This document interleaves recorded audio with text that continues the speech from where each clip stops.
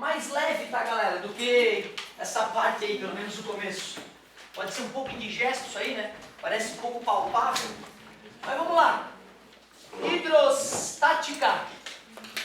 Preciso de alguns conceitos básicos aqui para a gente poder conversar. Cara, um dos conceitos mais interessantes de hidrostática é a ideia de densidade. Densidade. Muito parecido com a ideia de massa específica.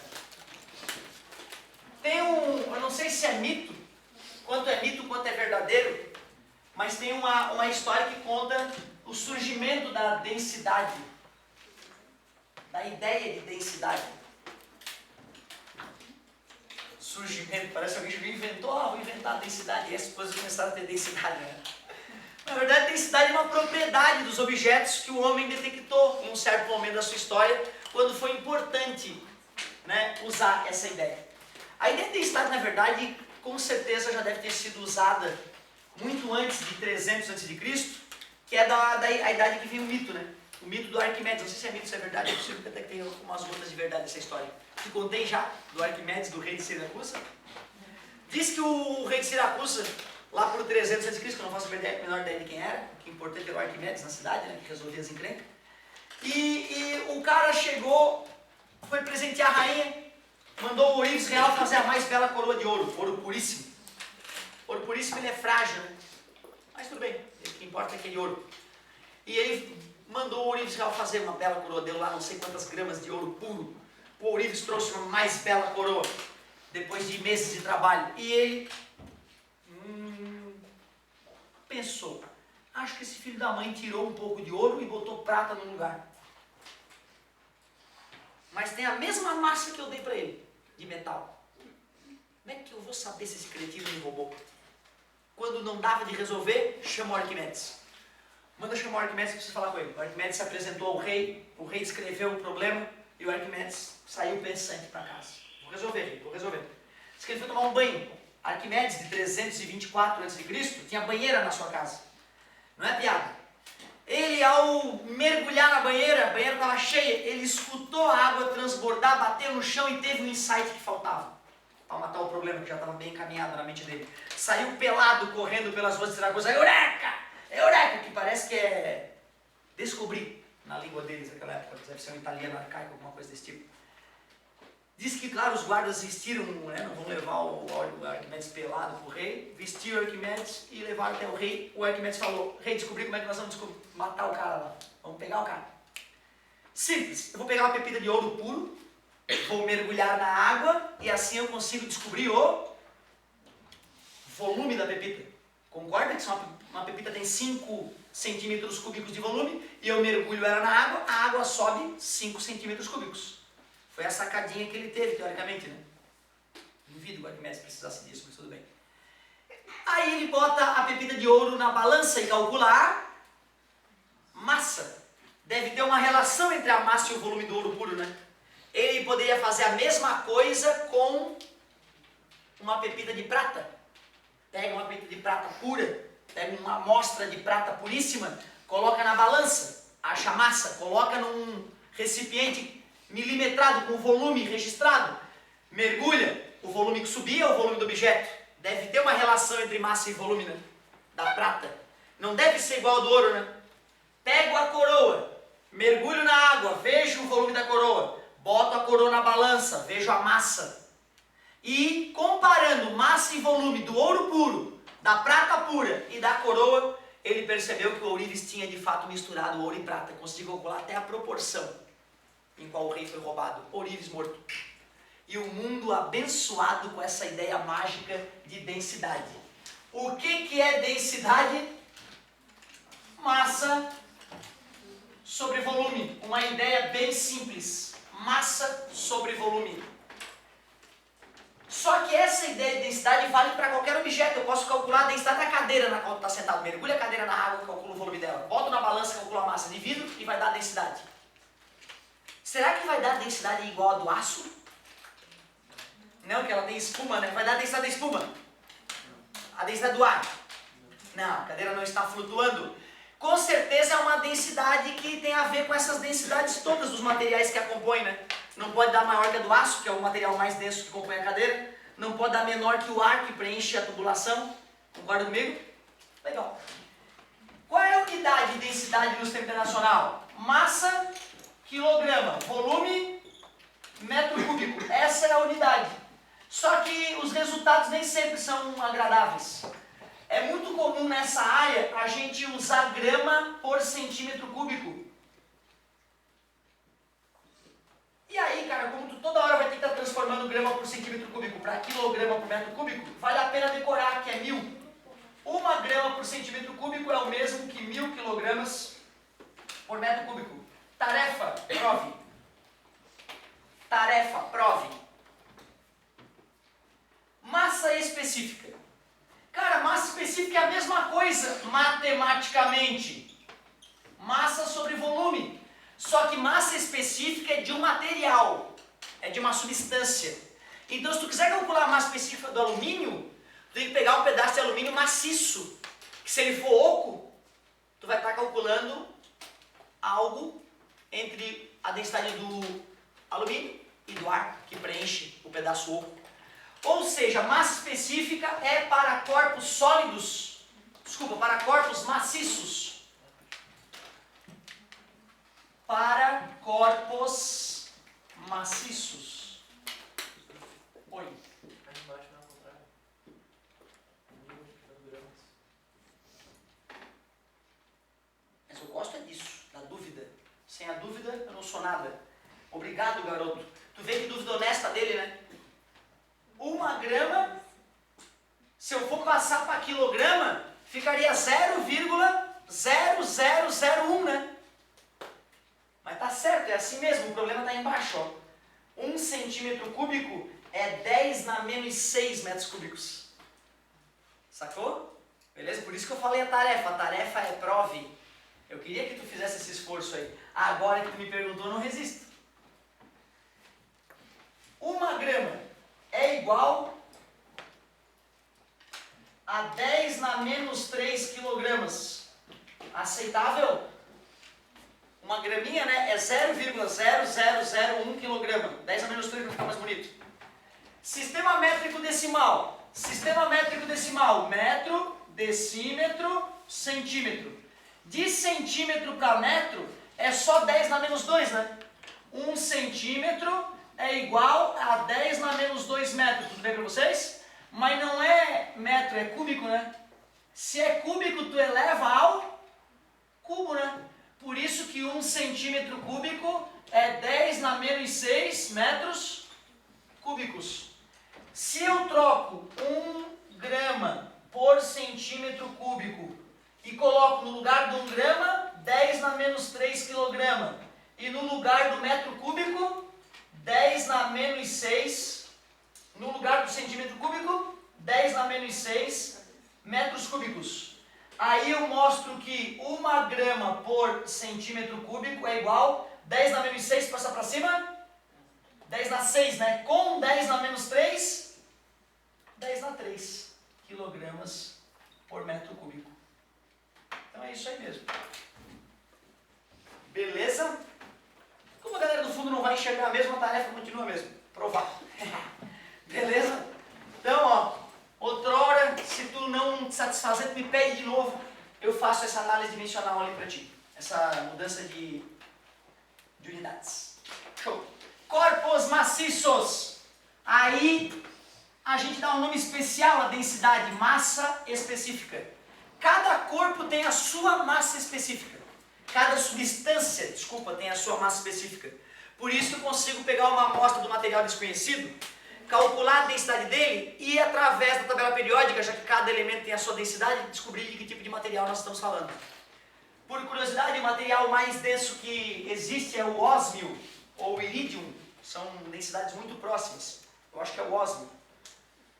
Cara, 1 litro de água tem quantos quilos? 1 quilo, né? 1 litro de mercúrio, aquele metal líquido do termômetro, tem 13 quilos e 600 gramas. 1 litro de chumbo tem uns 8 quilos e pouco, nem é tanto. Então tu vê, né? A ideia de chumbo é pesado. Nem denso, nem para muito denso ele serve. Até o mercúrio do termômetro é mais denso do que o chumbo. Porra, é denso como mercúrio, a pessoa não vai entender. 13 quilos, 1 litrinho. 1 litrinho, cara. 1 litrinho, imagina, 13 quilos. O ósmio dá 30 e poucos quilos, 1 litro. 1 litro de ósmio dá 30 e poucos quilos. Porra, as anilhas na academia poderiam ser bem pequenininhas, né? Certo? Isso aqui é ser milionárias as anilhas. Então não vale a pena. Show de bola. Nada demais até agora, né? Massa específica e densidade. Ideias muito parecidas. Outra ideia que eu preciso para a gente poder avançar aqui nos nossos estudos é a ideia de pressão. Pressão é uma ideia física muito importante. Alguém lembra o que é pressão? Força sobre área. Tem muita gente que ganha dinheiro iludindo as pessoas com essa ideia de pressão. Unidade de pressão. Força é Newton. Área, metro quadrado. E nós chamaremos de Newton por metro quadrado de Pascal. Pascal. Homenagem a um grande gênio. Cara, tu não vai te acreditar. Mas quando tu peida, tu gera uma pressão maior que 100 mil Pascal. Poder 100 mil Pascal. Claro, né? A pressão atmosférica é 100 mil Pascal, o gás sair de ti, né? Como a gente já discutiu.